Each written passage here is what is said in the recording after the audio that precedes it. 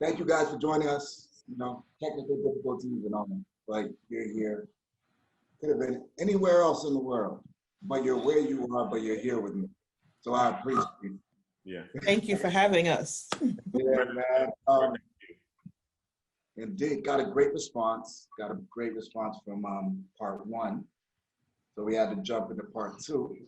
We've been really excited to get into part two. This African, new African entertainment thing. And basically what we're trying to do, for those who didn't catch us the last time, what we're trying to do is just find the most viable way to actually monetize and turn this industry into something creative in such a way that we can it's a viable source of income, as opposed to people just doing it for fun or doing it and not seeing their returns, because investors want returns and artists need to eat, So I'm gonna let you guys, I'm here with Lilian Blankson and Michael Akiko. These are some of I say that there's some real heavy hitters as far as entertainment in all industries, but I don't think entertainment is spoken about enough. And you guys are some of the people doing some really big things in entertainment. So abroad in the diaspora. So I'm gonna let you guys introduce yourselves, because I know y'all rap sheet, like I said the last time, is really long. I don't want to miss anything. So I'm gonna throw it to you, Lilian. Hi, so as you said, Kwaku, my name is Lilian Blankson. I've been in entertainment for over 20 years. Claim to fame is, I guess, BET. Worked on BET International, helped launch that channel. And I'm a seasoned television writer, producer, director. Worked on, probably created more than, 30 shows, something like that. Very, very much what I call an African entertainment enthusiast, and a lot of experience in the entertainment game. I'm also the CEO of LNB Entertainment. My artist is Wonder Boy.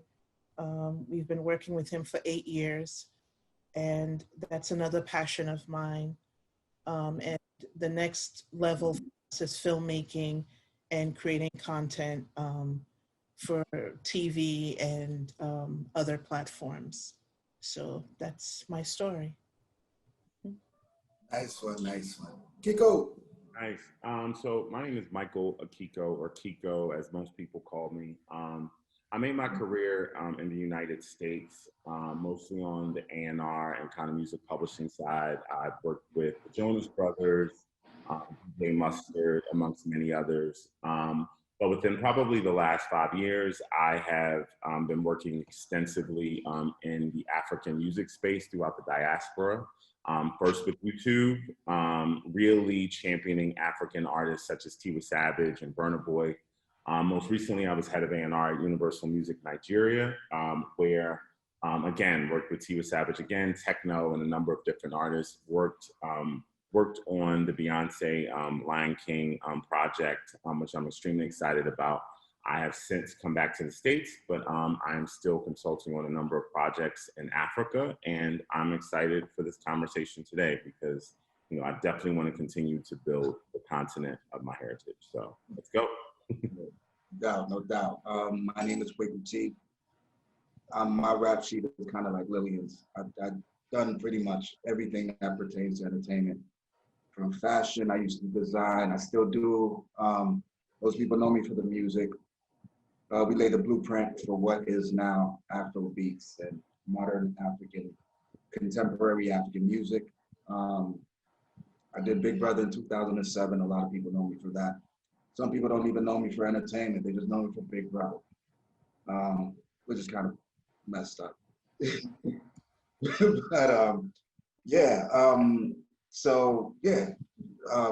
been doing what I do for about like 30 years now. And I'm a Pan-African in all respects, and I believe that music, entertainment is the backbone is one of the backbones of most societies. I mean, if you look at the states, I mean, the tax revenues that come out of entertainment is ridiculous. Not to mention the spending alone. You know, so I don't see why we can't turn it around and bring it to, you know, to our environment, you know, to our ecosystem. So that's what we're basically trying to do here. Thank you guys for joining me once again. I got like a series of questions. I don't know whether we finished unpacking that last question that I had. How we can bridge the gap, like the way forward. You know, I asked you like entertainment and it's like entertainment in Africa has lagged behind for so long. And there's so many different factors, you know, including like historical stuff that we're gonna get into that. But I wanna know how we can bridge the gap right now. What do you think is the way forward for that? Well, I guess I'll start. I think a lot of it, I think I touched on before, like it's difficult to talk about bridging the gap. I think from a business perspective, it's difficult to start the conversation with entertainment, just because obviously we know some of the effects of colonialism and the effects that has had on economics within Africa, right? So there are structural abnormalities that exist throughout most of Africa, and especially West Africa, Ghana, Nigeria, et cetera, right? So I think, you know, as far as bridging the gap, I think it's going to take a lot of people like ourselves on this call who do fundamentally understand some of the challenges that are there, and really making a conscious effort to rebuild and educate, and really making a better effort to create some real structure. And I think that's the major difference between some of the other systems that exist throughout the world and Africa. It's structure, right? So we're talking about collection societies, we're talking about music publishing, we're talking about touring entities, we're talking about having people being fully knowledgeable and educated on what it means to be an A&R, what it means to be a manager, what it means to be all these different things. Because I think what we're seeing is, in many ways, we're seeing the cart before the horse. These artists are becoming huge, and then people are going behind and trying to educate themselves, and it wasn't the other way around. So I think a lot has to be done. There has to be such an emphasis put on structure. I mean, look, Nigeria is such a huge economy within Africa, you know what I'm saying? And has the potential to be one of the biggest economies in the world. So I think as we continue this conversation, entertainment is obviously one of its biggest exports. So as that continues to be the case, I think it's high time a lot of us start to really put thought into how can we make this an even better ecosystem so we can really capitalize on this moment and not just help these stars make more money, but also help enrich Africa as a continent. So. You actually touched on like some of the topics, some of the questions I wanna ask y'all. Lilian, you're up. Yeah, I agree with everything that Miko said. I think one of the things that we must do, and I think it starts, like I said previously, with our government. We need support, because I think people feel more confident and safer to buy into something that has a structure and that has a foundation. We've had these conversations previously with powers that be. And I think it has to really kind of settle in for them to really see the value of music. Not every musician is a weed head that's just running around acting crazy, and that's always the perception. Music is not taken seriously, and that's because there's no structure. So I think the key thing that Miko said that really resonates is that it is imperative that we educate ourselves, particularly the labels and the artists. They have to understand the fundamental, functionalities of the music business. Like I said previously, a lot of people are just out there making music, and that's not going to take you far. It's a part of it, absolutely. But there's a business side to it that you have to understand, that will help you become successful. You know, it's not just you make a record and pray that it becomes a hit record. You know, you have to, you know, like Mika was touching on, make sure your publishing is on point, make sure there's some royalty systems set up, and, you know, things that will help you navigate and get you to a respectable global level, you know, and we need that support. We need to build an industry that has a set of rules, that has regulations that everybody kind of adheres to, so that we can get our way towards success. So I believe those are the necessary tools that can start the process. Education and, you know, the foundation of a proper system of governance of music. And I wanted to add to that too. I think it's also important to know, because I think even when I look at certain issues with Black people in the United States, I think it's important to note that much of Africa has only been operating independently for maybe 50 years. Mm-hmm. So I think when you compare it to some of these other ecosystems, like whether it's the United States, whether it's countries in Europe, you're talking about a difference in many ways of hundreds of years of education, hundreds of years of economics and empowerment that simply Africa has not had yet. So I think in terms of having this conversation, yes, we acknowledge that there's so many things that need to happen, but I think we also need to be a bit kinder to ourselves in the sense and understand that it's going to take time. Like we're still not that far from freedom from colonialism. So I think, you know, we let's hope that we can excel fast and excel quickly, but also acknowledging that we're not that far off from being well, I'll speak to Nigeria, from being a British colony also. So, Absolutely. Yeah. Are we really free though? Colonialism.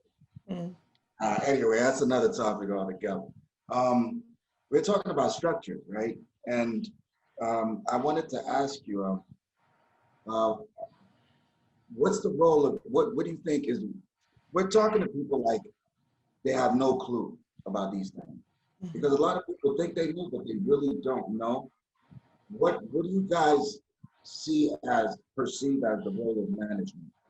Because a lot of people, ever since I've been making music, the managers that I met in Ghana, he might work at a bank or might work at like one of the telecoms. So he's moonlighting as a manager. So he has that backup income. He's not gonna kill himself to make sure that you get where you're supposed to be, because he's comfortable with it. It just sounds good in his ears that, yo, I'm that guy's manager. I'm Sarkodie's manager, I'm that guy's manager. So what, in your opinion, what do you think the role of a manager should be? Because there are all types of managers. You got the road manager, you got the main manager. Yeah. So just break that down, Akiko. Yeah, I mean, look, I think, again, I want to say there's terrible managers everywhere, right? So I think, I don't know that that's a problem that is unique to Africa, right? So I think as far as the role of the manager, I feel like there's people in the United States and in the UK and other places who don't necessarily fully understand, because I think the role of the manager is so ambiguous. It can be so many. Absolutely. Especially nowadays, a manager can also be A&R. It can also be kind of working as part of the label, all these different things. But I think the overarching responsibility, I think, is creating an environment for your artists where your artists can thrive. That's what I would 100% say. So if that is bringing opportunities, or if that is simply creating an order that they're able to not have to worry about business and things like that. So those are kind of just the overarching kind of thoughts that I would have as far as what the role of the manager is.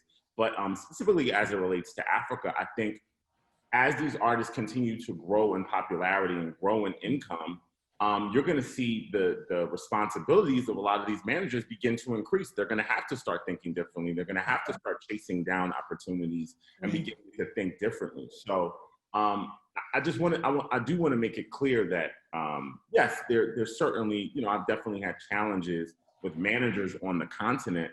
But again, you know, I think there's challenges with managers all over the world, right? So like there's good and bad ones all over the world. So let's not make this necessarily an Africa thing. But I also think, as you mentioned, we are still in our infancy stage with our artists beginning to blow up globally. And I think, you know, when you see how artists, as much as the artist's life changes, the manager's life changes as the artist continues to grow. Absolutely. Right? Yeah. So I think, you know, if these people are up to the task as these artists increase in popularity, they certainly will grow, they certainly will become better, and they certainly will become far more educated because they'll be a bit more well-traveled, they'll be a bit more knowledgeable of so many different things. And I think we're starting to see that with a lot of the managers that manage a lot of the bigger acts that are coming out of Africa. So that's just my thoughts. I appreciate your optimism. Lilian? I think, you know, management is, you know, that Kiko said it perfectly, it's very ambiguous. I think a manager's core is to represent the artist in a positive light to whoever is interested in that artist.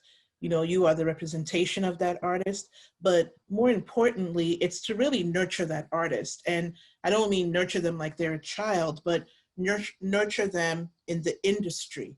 You know, everything, and this is what I think of about what I do with my artist. I had to groom my artist a lot, you know, like just give him the ins and outs of the business, explain to him, this is, you know, appropriate, this is not. This opportunity has come to the door, you know, what do you think about this? I say we should do it this way, what are your thoughts? I was very inclusive of the artist because I needed to build trust. And once we were able to build that trust, we started to work like partners almost. But I was his representation, was very knowledgeable about entertainment. And so I would say, you know, we need to approach things in this way. We need to grow in this. For example, if he had a performance, after the performance, we always have a debrief. Okay, this way I think you did really great. This way I think we need to work and make better. I think as a manager, you do a lot of nurturing and, you know, you kind of spill a little bit into that A&R world because you're coaching a lot of times and really just trying to make them the best that they can be and getting opportunities because, you know, when your artist is doing well, you do well in essence. So it's really about educating them, growing with them, you know, trying your best to make sure that they're moving in the right direction, looking for opportunities, like Kiko said. And one of the things that was very important to me was being consistent in growth. I had to keep educating myself to make sure that I was up on, you know, social media, what I call strategies. And, you know, I was very aware of, you know, how to get on certain shows and how to pitch and how to get on playlists and things like that. Those are things that the artist directly may not concern themselves with, but the more you put your artist out front, you know, the more successful he is. And that's kind of in your lane as a management. But, you know, it is very ambiguous. You know, if you're a business manager, then your focus is, you know, solely on, you know, getting endorsements, you know, getting these tours done and things like that. But if you're day-to-day manager, you know, you're making sure the artist looks good. Is wardrobe okay? Is, you know, transportation on point? Where is he going? Making sure he gets there on time. It's a lot of different things that come in that role. Depends on who you are as an individual and what you're willing to, you know, take on. Yeah, and I also wanted to add to that. So, like, I think also as it relates to Africa, I think we're seeing this boom as it relates to African music. The managers can only be as educated as the moment, right? Just because prior to this moment, there wasn't necessarily that much of a heavy lift, right? So I think we're seeing our artists now becoming international kind of acts and international stars in a much different way than I think we've seen in an extremely long time. And I think a thing that I'm seeing, which I'd love to not see, right, is a lot of these acts, as they're growing in popularity, they're starting to seek, you know, management in the US or management in the UK, which, look, it's exciting because, you know, it's great to know that these other territories have interest in our music and are willing to spend their time and create opportunities for our acts.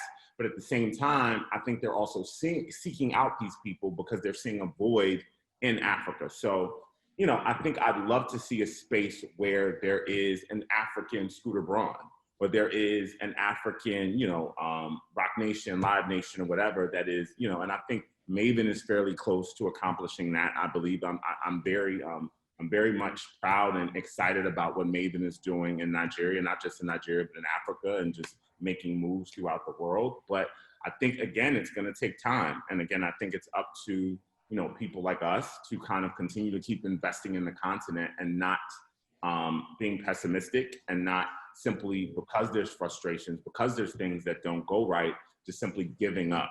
Because I still think it's going to take some time. And I think a lot of us who are first generation in the diaspora in other countries who have knowledge on systems that function more optimally, I think, you know, it's going to take a lot of that education to go back and be like, yo, this is how this should work, this is how this should move.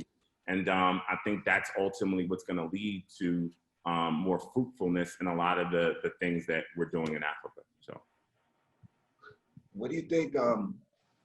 Say you have a management team. How many people do you think should comprise of a very effective management team? Like in whatever they have to do, you know, whatever tasks that are given to them. What like maybe this guy's the roadie, this guy's the management in Ghana, this guy's the one that goes with him to America or wherever. Like, I've been hearing a lot of people talking about, like, oh I have a management for this, management for that, management for that. And I'm not sure whether it's the right way to go or it's actually working for them. I don't know. Things are changing.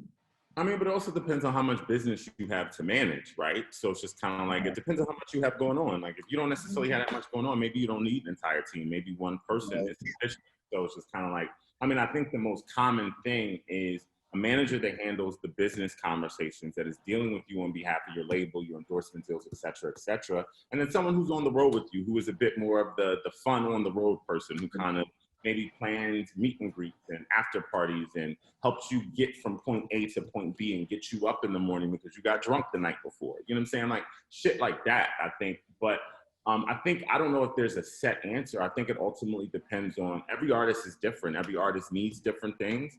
Every artist requires different things. So I think it's also important to understand what the structure of your particular situation is, and I think that'll be able to inform your decisions. So, Lil?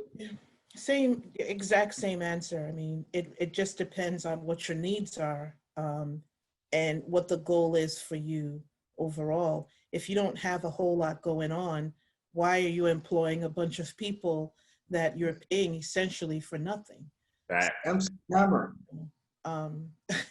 It just makes sense. Some people do it because they think that's what's supposed to be done and it makes them look important. People don't care about that. You know, you could have one person that is grinding, you know what I mean? And they're the ones on the phone making the calls and, you know, in the business meetings and really kind of making it happen. And that's more than okay with them. But, you know, when you get to a certain level where you're in London today and America tomorrow, you know, and you have all these endorsement deals going on and, you know, you've got this big 30, you know, country tour happening or city tour happening, you may need a few more hands to make sure that nothing, you know, falls in between the cracks. Other than that, I don't see the point of, you know, any kind of big team. You know, I think the important thing about management is getting people that truly believe in you. You know, some people do it for the check and that's never going to let you win. You got to get somebody that believes in you and, you know, and is willing to take this ride with you, particularly those of us in Africa. You know, we know where we started from and we know where we want to get. So when the successes start to come in, you know, it's kind of a broad and a really genuine moment between you and the artist because you've come from there and now you're here. And sometimes as artists, there's too much of an expectation of management. Management is only as good as you, the artist, and what you're bringing to the table and what you're willing to, you know, kind of project. They can't sell what you don't have. So Right. it's really critical that you as the artist, you're also on point and you're making yourself sellable, and you're making yourself, and you're also listening to the feedback that's given you. You know, a lot of artists don't like to take criticism, but that's your manager's job. Your manager's job is not to kiss your ass. Their job is to say, bro, this is working for you, this is not. Let's find a way to, you know, make this more successful so we can get more eyes on us, and, you know, we can get this sound to go further. Those are my thoughts. That's what I think. Nice.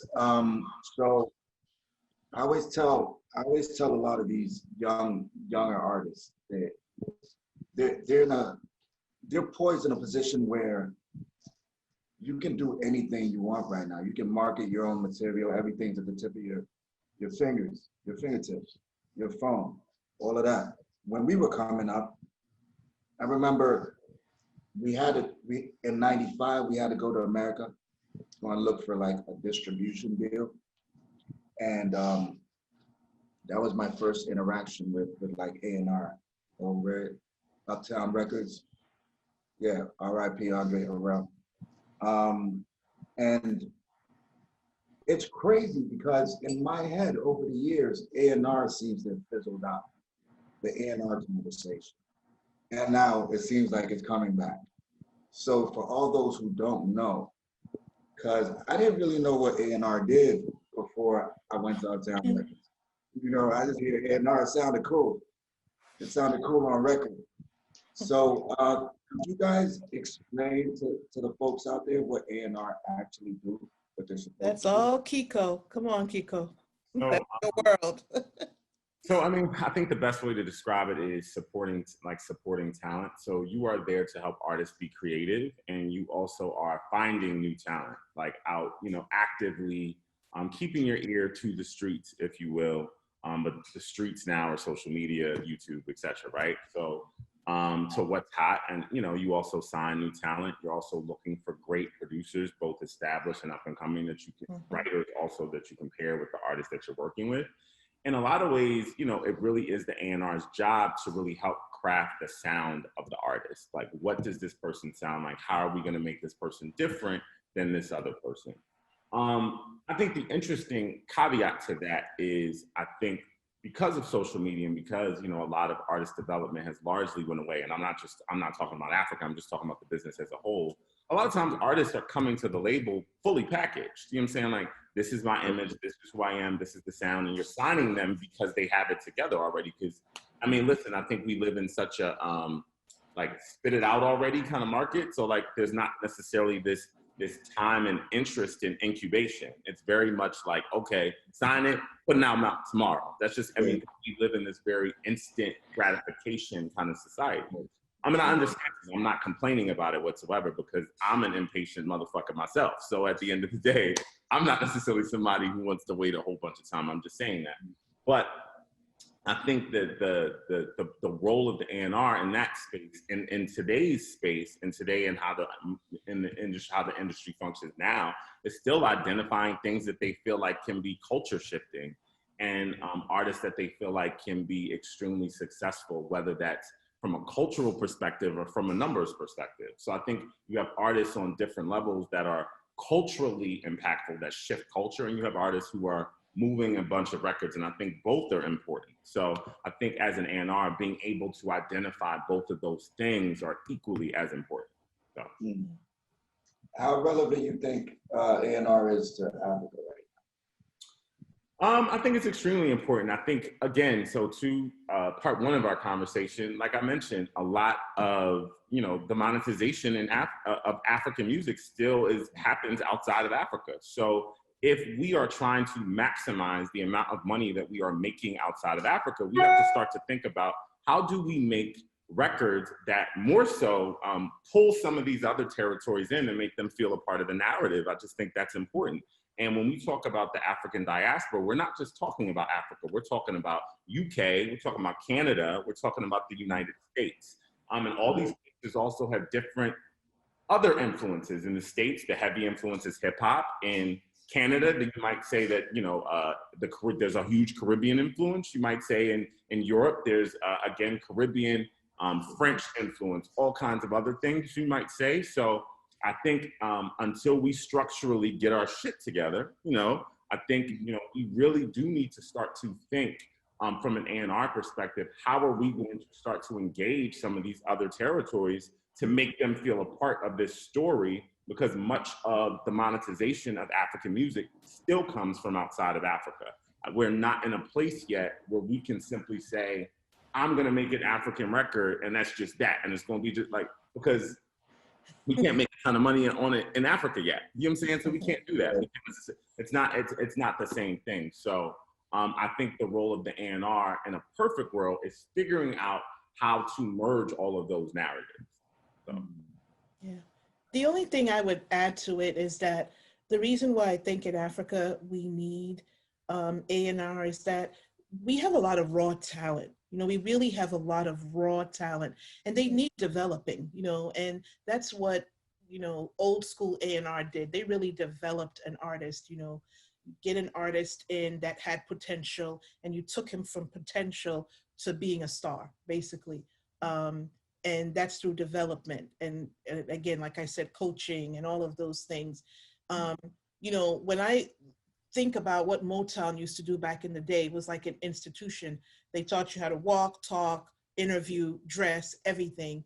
And I think some of those things might be outdated, but some of them are also necessary because it really helps to create a brand for you and a brand that will stand out and be recognizable. And you grow with that brand.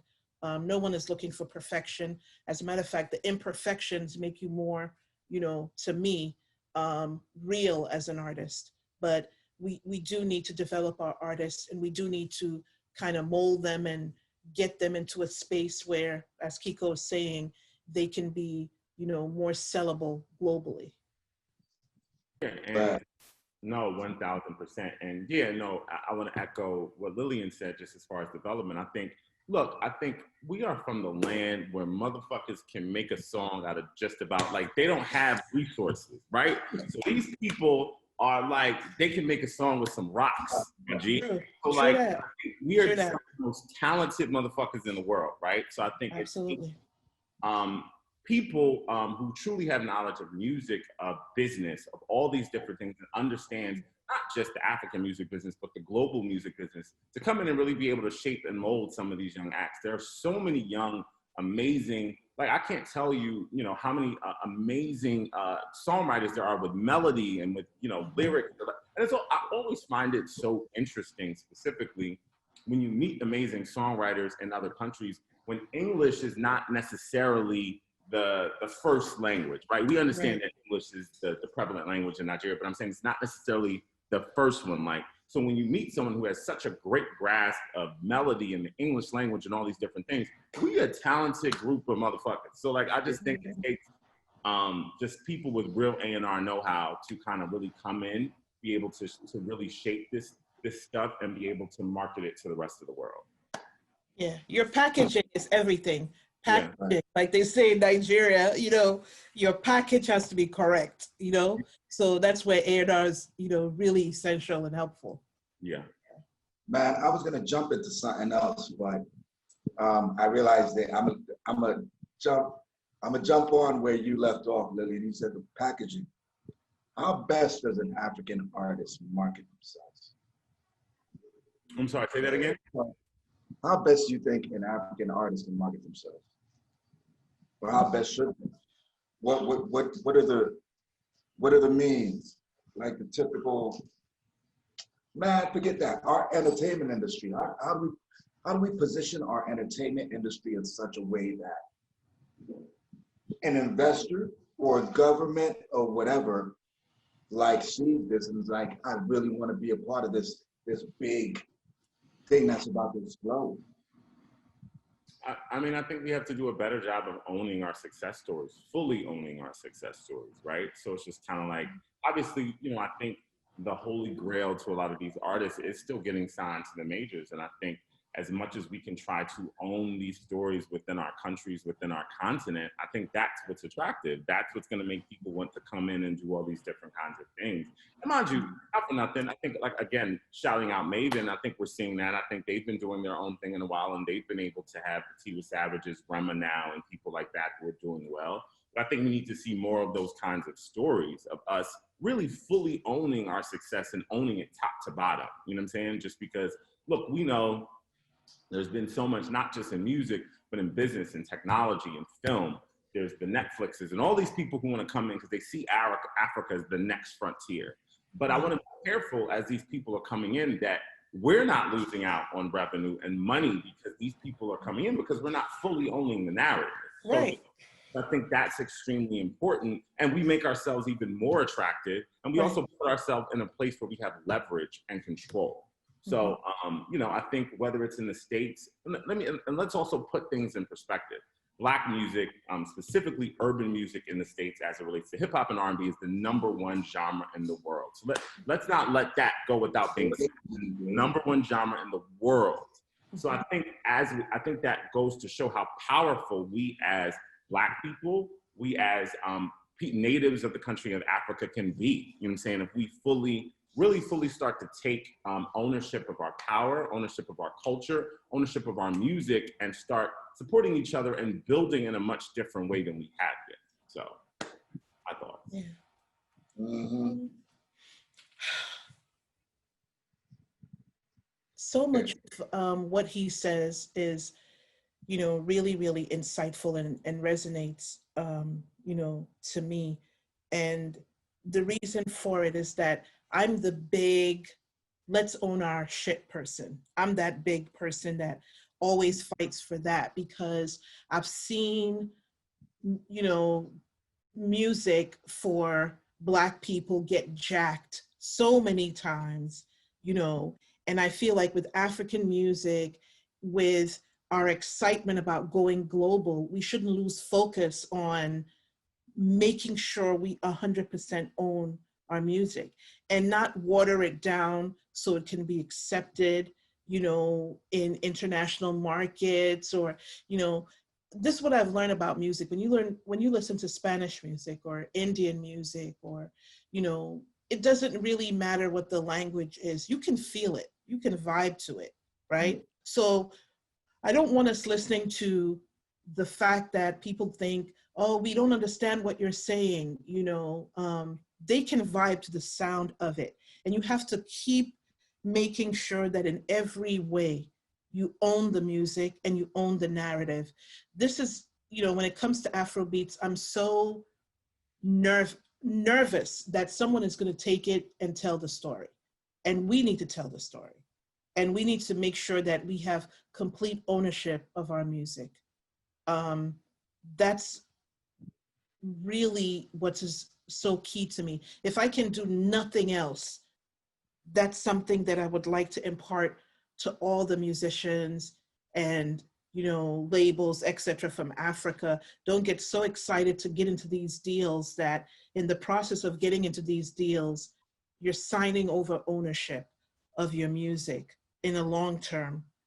You know what I mean? Because that's the legacy you have. You might not make a lot of money on the front end, but in the future, you own it.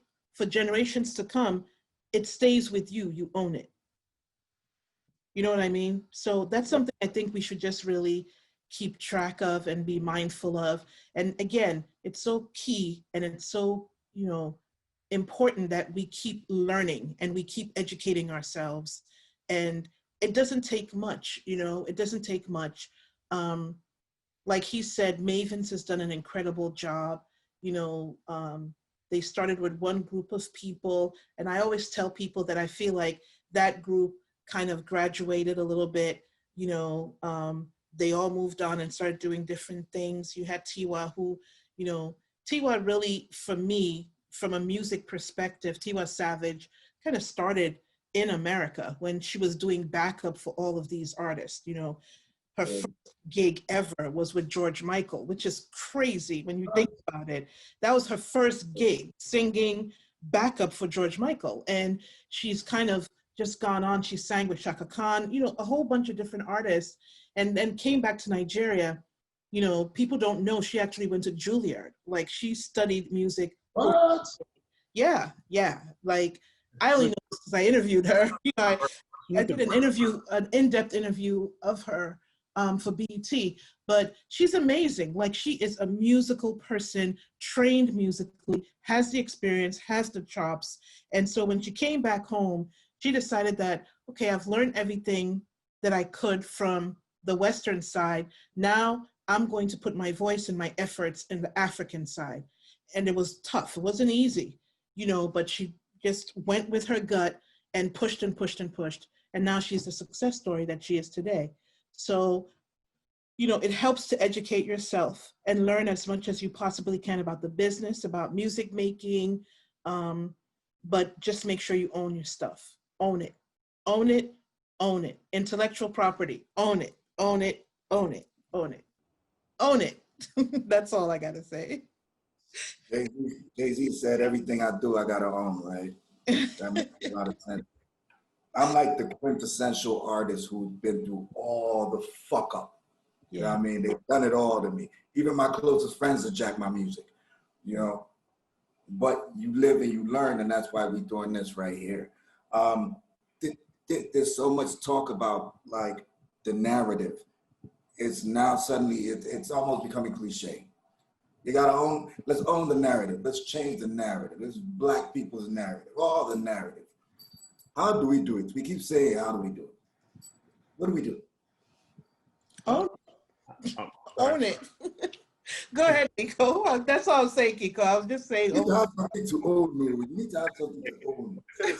Instead of saying it's more so about action, I mean, and I think I've been in that same space since I've been back in the States. So, right, as it relates to, you know, social reform and injustice against Black people, and, you know, fighting against this current administration, I know I'm personally tired of talking about it. I'm in a place of action, you know, so I'm in a place where, you know, I have an initiative where I'm encouraging young people to vote in the United States and stuff like that. And I think, you know, it's going to take the same kinds of ideas within Africa. And I think young people are such an important part of that, just because even I can say to this, I'm 36 years old. And, you know, so many, even going to Morehouse, like 2 of my really good friends from Morehouse that were Nigerian moved back to Nigeria after we graduated. And at the time, it seemed insane to me as a 21, 22-year-old.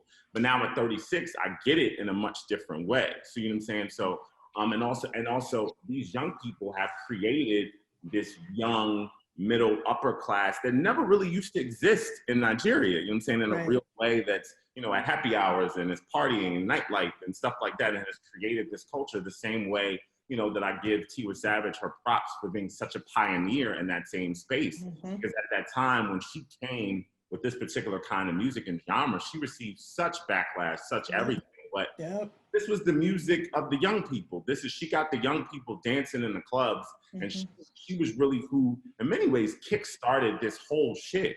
So I think as it relates to when we talk about owning this narrative, I think it's gonna take some of these younger people who aren't as affected by some of the poison of colonialism like some of the rest of us are, who are different, who had the internet, who looked in all these different countries, who saw what was going on in the States, who saw what was going on in a lot of these places. I think it's really up to them. They're really the people who can shift culture. Those are my thoughts. Yeah, I agree. I agree completely. I think it's important, in short, to just tell your story and tell your story as authentically as possible. Don't let people, you know, tell your story. When I was at BET International, I was in Nigeria to shoot ciphers for the Hip Hop Awards. I shot an all-female cipher, an all-male cipher, and I decided to take advantage of my time there to do something called the BET Spotlight. And I allowed each artist, and I interviewed over 30 artists, and it was grueling. It was about 18 hours. You know, shout out to Joy Tongo, who was really kind of the talent booker and held it down, you know, with me. But we sat down for 18 hours listening to the stories, and they were incredible, incredible stories. I mean, incredible. And it really allowed people, they were very, I would say people were very vulnerable with me and open with me. Things that I thought were too personal, I cut out of their interview. But it was really, for me, an interview about their music journey and how they got into the industry. And I allowed them in their voice to tell their story. And I think it was very authentic. You know, WizKid said everything about, you know, where he started, how many labels rejected him, how hungry he was, how, you know, his grandmother raised him to speak pure Yoruba. And that's why in his music, you know, when he speaks Yoruba, even the elderly get it because he's speaking pure and not watered down Yoruba, you know. Just different people telling different stories. We came to Ghana and we did do a Ghana spotlight, which started to air and then got cut off, you know, for reasons I really can't divulge at this time. But, you know, the exciting thing is hearing the artists tell their story, and you have to walk with that story, because the reason why your story is so critical and important is it leads the way to the artists that are coming up. They can see what you went through. It's motivating to some, it's inspiring to others, but it's also the truth to the journey of music, which is not an easy journey, and it's not a fun journey. You really have to be committed to it. And I remember Tiwa saying to me that, you know, her husband had to sell his vehicle in order for them to shoot her first video. And it was a big risk. And she was telling me how she'd go to clubs sometimes and they'd be calling her names and looking at her crazy, you know, but she stuck with it because he was her manager at the time. He had this incredible belief, you know, he'd been in the States as well and worked in the States and did some things in the States as well. He had this incredible belief, you know, in her that she was gonna make it. And it's a similar story with Kodjoentry when he talks about, you know, being in Germany and making music there for so long and teaching white women how to speak Tree because they were the ones that were readily available to do the backup for him, you know, and them not getting the accent right and him having to work with them, you know, and Kodjoentry is someone that Ghanaian artists can really, really learn from. He has this incredible book. He showed it to me, like he's put it all together. It's not just a book of his life story. It's like guides, mistakes that he made, do this, don't do this. It's an incredible piece of work. I hope he does release it one day, but that's also a way of telling your story and owning it and not let people, it happens in the music industry a lot. They'll get an artist and they'll cook up a story that they think is marketable and will make them appealing. It happens all the time and it's not true. It's just not true. So own your story, be honest with it, be authentic because you are fine just the way you are and who you are, you know, you're fine. So that's all I gotta say. Right. I appreciate you there. So ownership, right? Like I was in court for like 2 years in Ghana. And you know how Ghana courts are. I was in court with one of the telecoms because they used one of my songs. D Black. Yeah. Yeah. Move. At a very, very crucial point. It was like African Cup, World Cup time. So they used it on all the territories, you know. Without permission. Without permission. Wow. So I went to our collecting society to find out whether they got permission.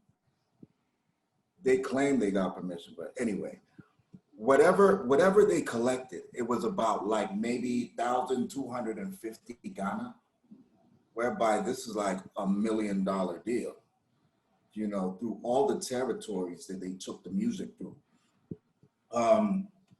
We settled eventually, but for peanuts. So leading into my question, royalties, publishing, can we please talk about that? Because I know that most And which royalty societies are the best? Because most artists in Ghana do not have their royalties in publishing like straight. It's tough. Yeah, I mean, I think we touched on this early on. I mean, well, yes. So obviously, that is a huge a conversation that needs to be had. Just because I think there are so many music publishers around the world who would like to invest in Africa, into Africa, but they can't make it make financial sense because of how difficult it is. And I can even speak uniquely when I was working on the Lion King stuff. It was difficult to get rights and all kinds of stuff. It was just, you know, very convoluted in a lot of different ways, right? So can I just pause you right there? Mm-hmm. Some people don't even know what publishing is. So if you could define that.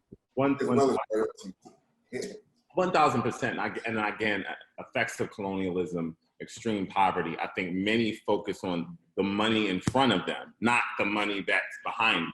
Do you know what I'm saying? So I think that's effects of colonialism. It is. So it's just like and even you see that in, you know, and I'm going to use like a very basic kind of example. You see that in restaurants to some extent, right? It's just kind of like they try to get their money like up front versus my G, give good service and I'm gonna tip you. You know what I'm saying? Like it's very, you don't have to try to trick me and add something on it. Give good service and I'll give you more than what you're trying to trick me out of, right? And I think, but again, and I throw that back to effects of colonialism. You only can see what's in front of you. You can't see that behind you or whatever. And someone can tell you to their blue, and until you explain it to them, yo, like you missing out on X, Y, and Z, then they're like, oh shit, I can, like when you fully explain it. So again, there needs to be education, and not just amongst the artists, but amongst people within the culture and within the business in Africa. A lot of them are not educated. And there needs to be, I think as African music and African entertainment continues to thrive as an export out of Africa, you know, there needs to be more lobbying of government to fix the laws and really lean on some of these collection societies and some of these areas that have these abnormalities to fix themselves. Because I think, you know, hopefully I would like to think that these governments are starting to see like this is a big thing. It's creating a culture of tourism also now in Africa for Afrochella, you know, December in Nigeria. I think we're seeing people are coming in. They want to see these concerts. They know who these artists are now. And, you know, there's also this pervasive sentiment within the diaspora of just Black pride and African pride and wanting to come home. And, you know, we're seeing Black Americans, you know, I went to Morehouse, which I talk about a lot. And, you know, we're seeing young kids who went to HBCUs want to come to Ghana and want to come to these places. It's like a thing now in a very different way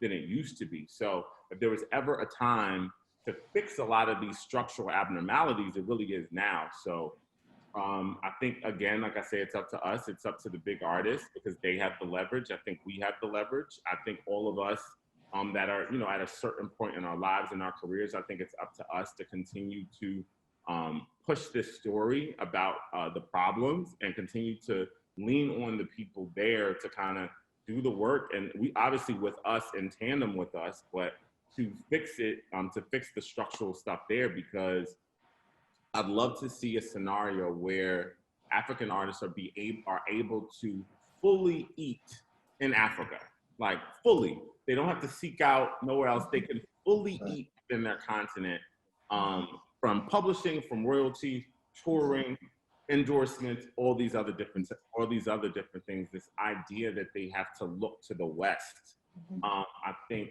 you know, continues this kind of fucked up cycle of the effects of colonialism, because we're still looking to the West for everything. And I think I'd like to see an end to that, but it's going to take us doing the work. So true. Yeah. Lil. Yeah. Music publishing and royalties and such is a very, very critical way because it's another stream of income. And as we define it. Yeah, I will, as much as I can, to make sense. So as we know, you know, the music industry, you don't make much music off of selling CDs. I don't know who sells or buys CDs much anymore. You know, a lot of people, the thing is streaming now and illegal downloads. We know it, let's just put it on the table It exists, particularly in Africa. Nobody's I'm trying to make a song. You know, I can't tell you how many times people tell me, can you send me Wonder's song? They don't want to stream it. Send me a link so I can download the track. You know? Okay, so that's that. Now, the thing about publishing is it's setting up your music with the writers and the producers, everybody who was involved in making that track. You know, you have to set the music up within a music society so that if anybody wants to use that track for any reason, they have to clear it for a certain amount of money with you. So, you know, we have issues when, like the three big societies in America, ASCAP, BMI, CSAC, okay? Those are the three big societies. It's very hard, it's almost impossible for African artists, you know, to sign with them because they want you to have at least a social security number, right? For tax purposes. So if you don't have a social security number, you know, you can go through maybe someone you know who can, you know, accept on your behalf. There are ways around it, but it's not an open, shut, very easy process, okay?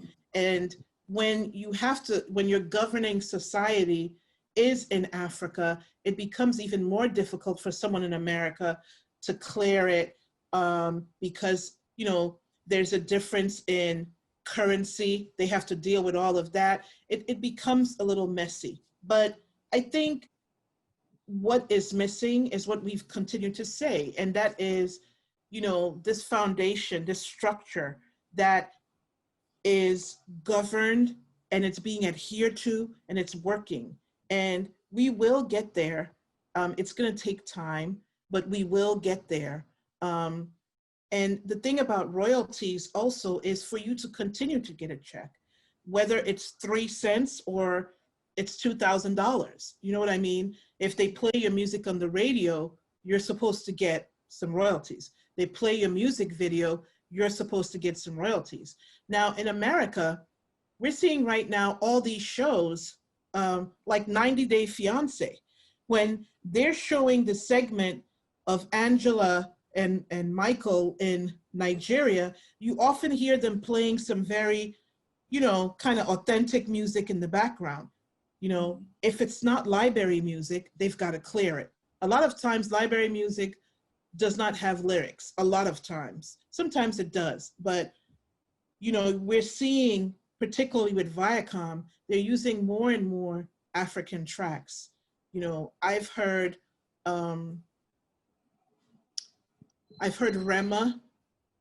I haven't heard Tiwa, but I did hear Rema. I've heard Davido several times, Fall, his track Fall. You know, they're using different African artists on different shows. And even if it's for, let's say 15 seconds, that 15 seconds that they use it, they have to clear the song through you, which means contact you, contact everybody involved with that song, get approval and permission from them. Yes, I give you permission to use it. We are clearing it for X amount. So you agree on the amount that they're proposing. If you don't agree, you say, this is the counter offer, until you get the amount that's agreed upon and it's cleared. So the reason why all of this is so critical is because we're now in the stage where, like I said, TV is using African records, radio here is playing African music, movies particularly are incorporating some African tracks to it. So if you have your publishing set up right, that's another stream of income. And like I said, it could be a big payoff or it could be a little payoff. It doesn't matter. It's important to have that structure in place so you can get that bag and make it, you know, into something else. And it's also a way of getting more eyes on you as an artist and as a brand, making your music and your sound more familiar globally. So Right.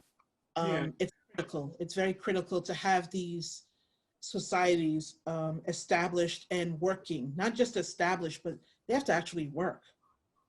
For sure. And the other thing I wanted to highlight was, obviously, I think we know that piracy is a huge issue in Africa. Yes. Like, not going to stop some little kids from selling them CDs when you're in traffic. Right. Do not stop Right. it, right?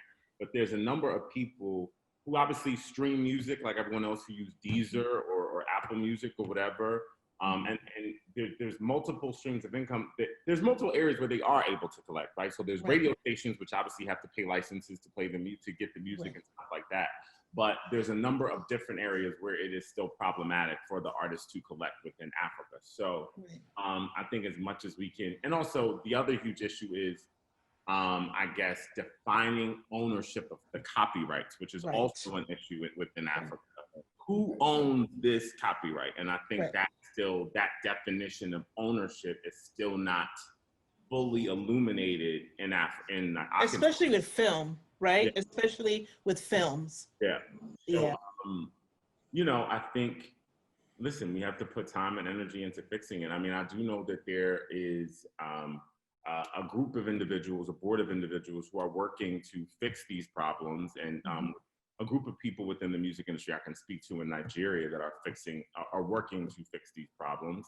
I mean, it's anyone's guess how long that'll take, but I think it's going to, I think as we continue to blow up, I think that puts pressure on all of us, just because I think, as you know, as much as there was some mixed feelings about the Beyonce project, one of the great things that I think it did do was, you know, it kind of, you know, put a spotlight on us and was just kind of like, you know, yo, people are interested in y'all shit. Get it together, because people want to work with you guys. Get it together. Absolutely. And absolutely.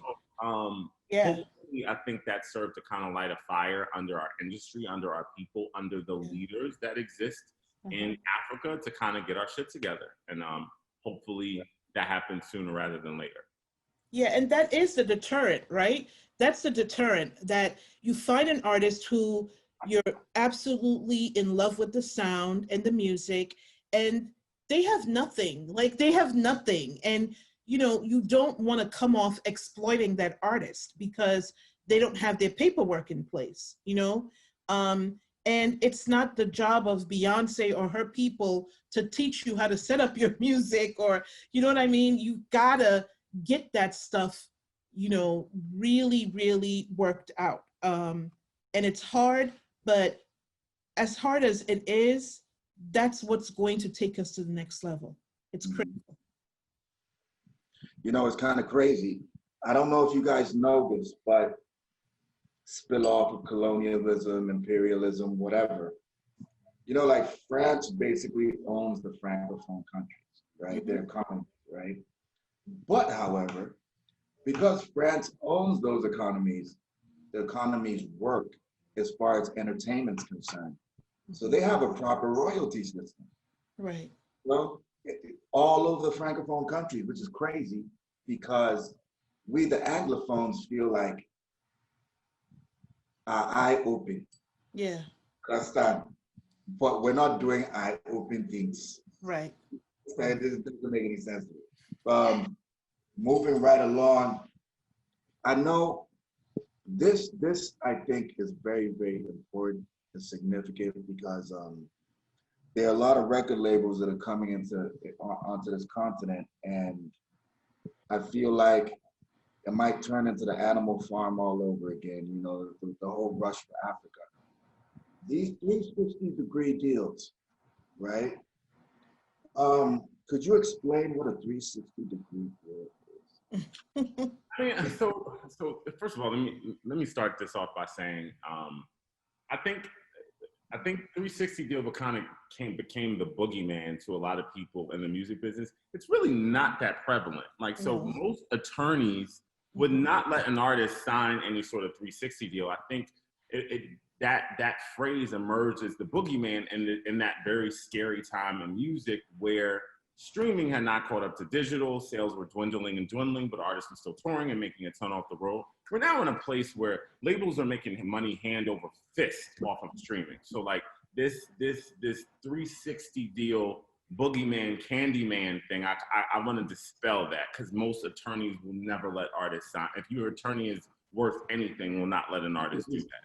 But just to explain what it is, a 360 deal is when the label essentially gets a piece of every single thing you do, from endorsement to touring to nightclub appearances, to TV appearance, anything you do, just 360 completely gets a piece of everything. But In exchange for what? Just to sign you, so they'll give you what kind of ever advance, and that's what you get. But again, I cannot think of a single artist in my mind currently that has a 360 deal. So I think people have said it just to kind of like, I think it was a phrase that emerged in a scary time, and I think people have taken it and ran with it. Yeah. But I don't know how prevalent that actually is. So I think it is. You know, I wouldn't say prevalent, but it's still being used in African countries because African labels are investing so much money in artists. Here's the thing about the label versus artist conflict that will continue to forever be problematic. And that is, you know, labels invest money in everything. You know, that's their job. They're supposed to pay for your music videos, pay for the mixing and mastering, you know, pay for wardrobe, pay for your housing, pay for your meals, pay for your transportation, set up these tours for you. They do all of that stuff. And essentially, as an artist, your job is to make money. Now, I noticed that in Africa, their thinking about it is that when the artist first starts, they're not going to be making a lot of money. So whatever deals that they can get to recoup some of the money they invested, that's what they were doing. And, you know, a lot of artists have signed very unfair deals, but because the music industry is so precarious, people want to make sure that they're not left bankrupt. Because we see artists fluing the coop all the time. They think, I don't need the label, I can do this on my own. It's actually incredibly difficult to do it on your own because you're leaving what is supposed to be a well-seasoned and a well-oiled machine to doing things on your own. You know, with a label, they have the contacts. They can pick up the phone, call so-and-so, yo, my artist is dropping, get it on the video, you know, get it on the playlist, get it on the radio, get it on this. And then you, the artist, you're running around. People won't even set up meetings with you because you're the artist, you're not the label. They don't really, you know, have that aligned with you. You know what I mean? So it's a tough thing. This tug of war is difficult. And I feel for both parties, I really do. Having been on the label side, I know what it takes to invest. You know, I have an indie label. I've invested tons of money, you know, but I don't look at my artists like, yo, you know, you owe me A, B, C, D, E. It's really, we have mutual respect for each other.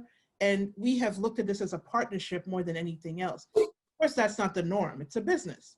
So at the end of the day, these labels are trying to recoup. When you think about the West, they're making, you know, like Akiko just said, a ton of money off of streaming. You know, artists are on the road making tons of money. They're selling out arenas. They're making tons of money. But the smaller, you know, labels in Africa, you know, they're not really making that kind of bank. So they have to find a way to protect themselves.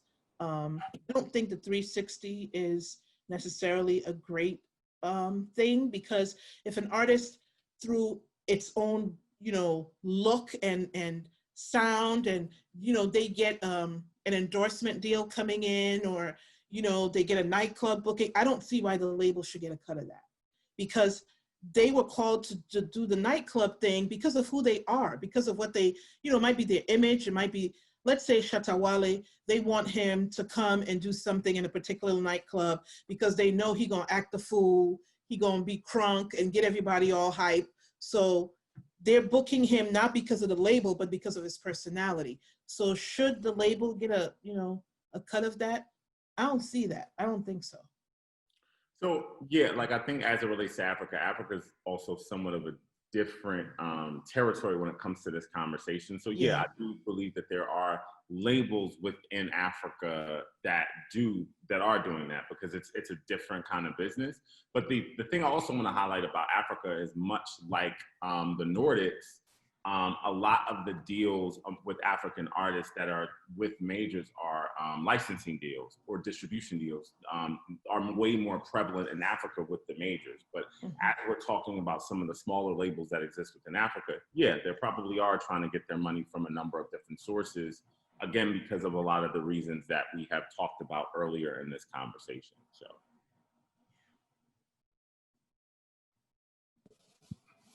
Quick, were we done? My bad. I was doing something in the back. I'm like, No, it's okay. yeah, man. So I think one of the last things I wanted to find out about is trademarking. You know, there are a lot of people who have like different concepts that they would like to trade. Like me, for instance, I got like 50 different concepts, AKAs that I could throw on t-shirts and all of that. A lot of people don't even own their name, you know? And when I went through the process of going to trademark and stuff, I mean, it's like in excess of $600.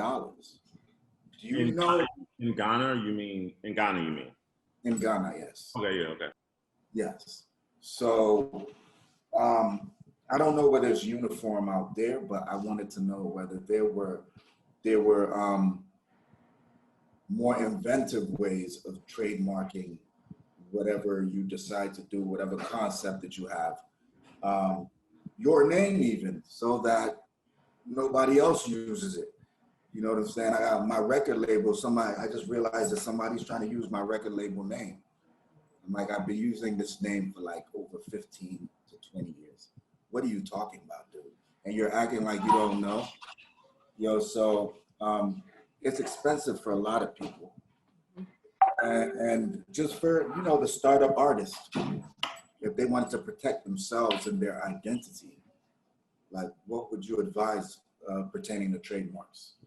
I mean, I think the most basic advice that I can get is creating your presence online. I think that is probably the place to start when you don't have a lot of money. I think if you have an extremely punctuated presence online, it's difficult for someone to come and say, I'm this. And if you really focused on kind of building it, and obviously the goal is to trademark it and make it your own. But, you know, like a lot of artists in the very, very beginning, they're making music out of their homes. They don't have a ton of money. So the idea of having to come up with upwards of $600 or whatever to trademark their name is not necessarily something that they could do. But I think the great thing that did not exist back in the day that you can do is there are multiple channels where you can build a footprint, right? So there's Instagram, there's Twitter, Instagram, Twitter, Facebook, Twitch. There's so many different, YouTube. There's so many different places where you can create a persona that would be, you know, extremely, if you're good at it, that would be extremely difficult for someone to take on as their own. That would probably be the first place to start. And obviously, as you continue to grow, the ideas of what it means for you to be a personality and what it means to own that personality has to change. So yeah, at some point you do need to officially put in the paperwork and do all that kind of stuff to properly do it. But in the beginning, the best thing that you can do is really be diligent about building an online footprint that is recognizable and that is very, very unique to yourself.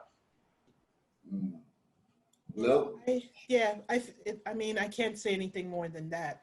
It's impossible to start, you know, it's important to start with that, you know, really kind of creating a brand, if you will, for yourself and letting everybody know. That way, when someone comes and says, oh, I'm Wonder Boy, they're like, we don't know you. We know that is Wonder Boy, or that is Kwaku-T, you know what I mean? Or that is Tiwa Savage. We don't know you. You know, they've already established this person because of the music, the look, the vibe, the movement, everything. So you can't come and jack it. You know, there's really no way else you can trademark yourself other than trademarking yourself, you know? Right. Because I know there's some people out there who go out of their way to just like find different, like, okay, this is hot. Has it been registered? Then they'll go and register. It's just like domain names. They'll just register. So when you go to trademark your shit, yeah, he's already there. Right. So now you got to go to court with him, or you got to pay him to give you back Save him your off. identity. Yeah, it's critical when you start something to start immediately by trademarking first, like before you even get it out there. That's one way that you can do it. Before people get wind of it, it's already done. Mm-hmm.